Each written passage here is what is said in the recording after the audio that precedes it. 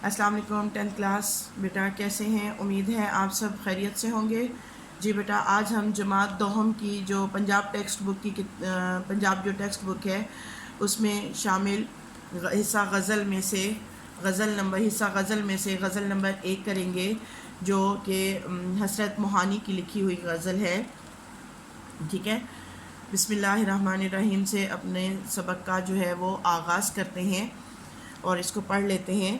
جی سب سے پہلے شعر نمبر 1 دیکھ لیں اس کا۔ مصیبت بھی راحت فضا ہو گئی، تیری آرزو رہنما ہو گئی۔ پہلے لفظی مطلب دیکھ لیتے ہیں۔ راحت فضا خوشی کو بڑھانے والی، آرزو تمنا، رہنما راہبر راستہ دکھانے والی۔ ٹھیک ہے، شاعر اس میں کہتے ہیں کہ اس دنیا میں جو میری مصیبتیں تھیں، وہ مصیبتیں جو مجھ پر پڑی ہیں، لیکن وہ اب میری خوشی کو انہوں نے بڑھا دیا ہے۔ وہ میرے لیے اب مصیبتیں نہیں رہیں بلکہ میرے لیے خوشیوں کو بڑھانے کا ذریعہ بن گئی ہیں۔ کیونکہ جب سے تیری آرزو، تیری تمنا میری رہنما ہوئی ہے، میری راہبر ہوئی ہے، تب سے جو ہے وہ میری آرزو، میری مصیبتیں جو ہیں وہ خوشیوں کو بڑھانے والی ہو گئی ہیں۔ شاعر کہتے ہیں کہ میری زندگی میں ایک کے بعد دوسری اتنی مشکلات آئیں کہ میں ان کا عادی ہوتا چلا گیا۔ یہ انسانی فطرت ہے بیٹا کہ وہ زندگی میں جو ہے وہ جس طرح کے حالات کا سامنا زیادہ کرتا ہے انہی کا عادی ہو جاتا ہے، اور جس طرح کے حالات کا سامنا زیادہ کرتا ہے اسی طرح کا عادی ہو جاتا ہے۔ جیسے سونا تپ کر کندن بنتا ہے، ویسے ہی انسانوں کی اکثریت کا یہی حال ہے۔ اکثر انسان مشکلات اور مصائب کے سمندر کو عبور کر کے اپنے حقیقی رب کو پا لیتے ہیں۔ تو ایسے ہی لوگوں کو دنیا میں دنیا کی جو مشکلات ہیں وہ صرف قدموں کی دھول لگتی ہیں۔ ایسا ہی کچھ حال شاعر حسرت موہانی کا ہے، جو زندگی کے مصائب سے گھبرائے نہیں بلکہ ان مصائب کا بہت ڈٹ کر مقابلہ کیا، اور وہ خود ہی کہتے ہیں کہ وہ جب سے جو ہے وہ تیری آرزو جو ہے وہ میری رہنما ہوئی ہے، راہبر ہوئی ہے، مجھے راستہ دکھانے والی ہوئی ہے، تب سے وہ مصیبتیں میرے لیے میری خوشیوں کو بڑھانے والی ہو گئی ہیں۔ ٹھیک ہے، کسی شاعر نے کیا خوب کہا ہے، رنج سے خوگر ہوا انسان تو مٹ جاتا ہے رنج سے خوگر ہو انسان تو مٹ جاتا ہے غم، مشکلیں اس قدر پڑی مجھ پہ کہ آساں ہو گئی۔ ٹھیک ہے، شعر نمبر 2 دیکھیں۔ یہ وہ راستہ ہے دیار وفا کا، جہاں باد سرسر صبا ہو گئی ہے۔ دیار وفا یعنی وفا کا دیس، دیار کہتے ہیں دیس کو، علاقے کو۔ باد سرسر، باد ہوا کو کہتے ہیں، سرسر آندھی، تیز ہوا، مٹی والی تیز جو رکاوٹ بنتی ہے کسی کی راہ میں۔ صبا، صبح کی ٹھنڈی ہوا۔ شاعر کہتے ہیں کہ یہ وہ راستہ ہے دیار وفا کا، یعنی وفا کا یہ وہ دیس ہے جہاں پر میں چل رہا ہوں، جہاں پر آندھی جو ہے وہ میرے لیے کیا بن گئی ہے، میرے لیے صبح کی ٹھنڈی ہوا بن گئی ہے، مجھے راحت دینے والی چیز بن گئی ہے۔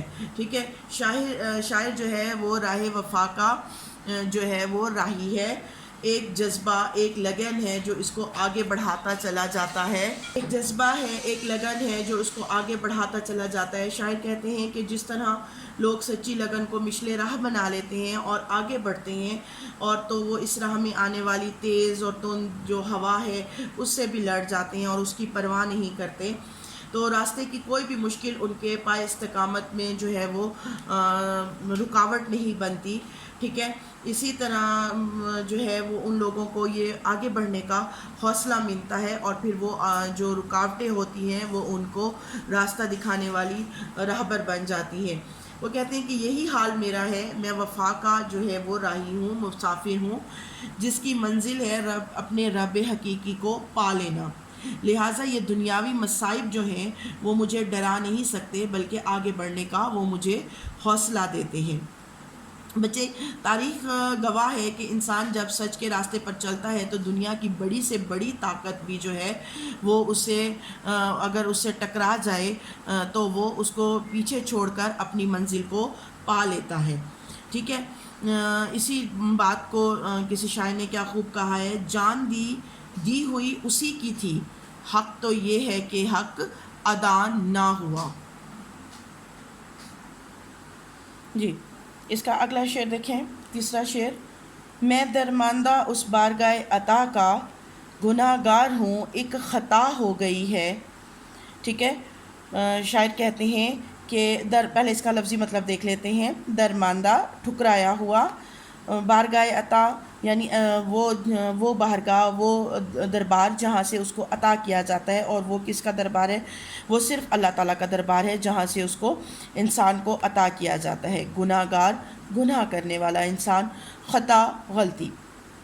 تشریح دیکھ لیتے ہیں، اس کو ایکسپلین کر لیتے ہیں تاکہ سمجھ آ جائے سب کو۔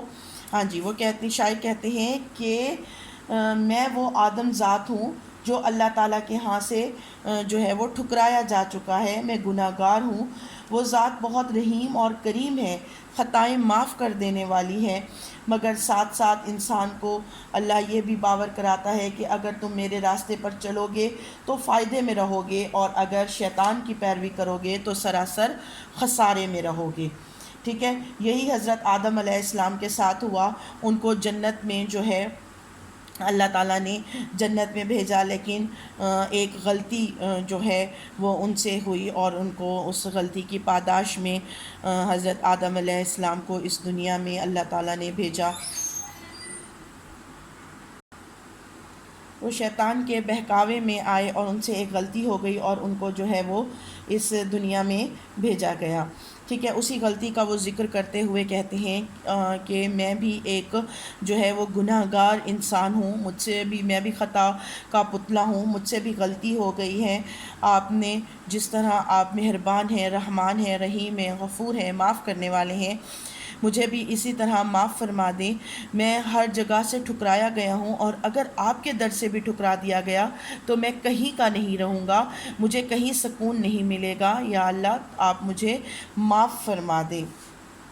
ٹھیک ہے، اگلا شعر دیکھ لیتے ہیں۔ جی اگلے شعر میں دیکھ لیتے ہیں۔ شاعر کہتے ہیں، تیرے رتبہ دان محبت کی حالت تیرے شوق میں کیا سے کیا ہو گئی ہے، کہ تیری محبت کا جو بلند مقام ہے اور جو مرتبہ بلند مرتبہ جاننے والے ہیں، اس کی حالت تجھ سے ملنے کے شوق میں کیا سے کیا ہو گئی ہے، وہ حالت ناقابل بیان ہے۔ شاعر کہتے ہیں کہ اے محبوب، مجھے تمہاری محبت کا بلند رتبہ جو ہے وہ نصیب ہوا ہے، میں نے خود کو اونچے مقام پر پایا ہے، مگر اس مقام تک پہنچنے کے لیے میں نے بہت سی مشکلات اور مسائل کا جو ہے وہ سامنا کیا ہے۔ صرف تیری ایک نظر کرم پانے کے لیے میں نے بڑا کڑا سفر جو ہے وہ طے کیا ہے۔ اب میری طرف نگاہ کرم کر، اللہ تعالیٰ سے وہ مخاطب ہیں کہ اب میری طرف نگاہ کرم کر، اور تاکہ میرا سفر معتبر ٹھہرے اور میں خود کو کامیاب اور کامران جو ہے وہ تصور کروں۔ ٹھیک ہے، حضرت موہانی کا یہ شعر عشق حقیقی کی جانب اشارہ کرتے ہوئے کہتے ہیں کہ اے اللہ، جس انسان کو تو نے بلند مقام بخشا، اے اللہ جس انسان کو تو نے فرشتوں سے سجدہ کروایا، اس کو علم کی دولت سے نوازا، اس کو نیکی اور بدی میں فرق بتایا، اور نیکی اور بدی میں فرق کرنے کے لیے عقل عطا کی، ٹھیک ہے، اسی انسان کی طرح مجھے بھی جو ہے وہ اپنی رحمت سے جو ہے وہ نواز۔ ٹھیک ہے، اسی طرح آخری شعر دیکھیں اس کا، یہ غزل کا مقطع، جیسے کہ میں نے آپ کو پہلے بھی بتایا ہوا ہے کہ غزل کا جو بیٹا آخری شعر ہوتا ہے وہ مقطع کہلاتا ہے، لیکن اس کی ایک شرط ہوتی ہے، وہ یہ کہ اس میں شاعر اپنا تخلص استعمال کرتا ہے۔ اگر شاعر اس میں اپنا تخلص استعمال نہیں کرتا تو وہ غزل کا آخری شعر تو کہلاتا ہے، لیکن وہ غزل کا مقطع نہیں کہلاتا۔ لیکن دیکھیں اس میں شاعر نے اپنا تخلص استعمال کیا ہے، اسی لیے یہ غزل کا کیا ہے؟ غزل کا مقطع ہے۔ پہنچ جائیں گے انتہا کو بھی حضرت، جب اس راہ کی ابتدا ہو گئی ہے۔ ٹھیک ہے، شاعر کہتے ہیں کہ میں نے سفر کی جو ہے وہ ابتدا کر دی ہے، یعنی شروعات کر دی ہے، اور بہت جلد اپنی یہ سفر طے کرتے ہوئے میں منزل تک پہنچ جاؤں گا۔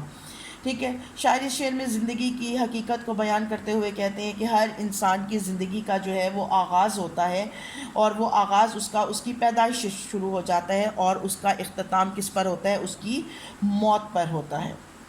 جو اس دنیا میں آیا ہے وہ اپنی مقررہ زندگی جو اللہ تعالیٰ نے لکھی ہے اس کو طے کرتے ہوئے، اس کو پورا کرتے ہوئے اس دنیا سے رخصت ہو جائے گا اور اپنے رب حقیقی سے جا ملے گا۔ ٹھیک ہے، شاعر کہتے ہیں کہ میرے بھی سفر کا آغاز ہو گیا ہے اور ہر گزرتے دن کے ساتھ میں اپنے انجام کی طرف بڑھتا جا رہا ہوں۔ مجھے موت سے ڈر نہیں لگتا، بلکہ اس بات کی خوشی ہے کہ میں بہت جلد اپنے رب حقیقی سے جا ملوں گا۔ وہی میری جو ہے وہ ابدی زندگی ہے جہاں مجھے جو ہے وہ موت نہیں ہوگی اور مجھے اس میں ہمیشہ ہمیشہ رہنا ہے۔ ٹھیک ہے بیٹا، امید ہے آپ کو یہ سمجھ آ گیا ہوگا۔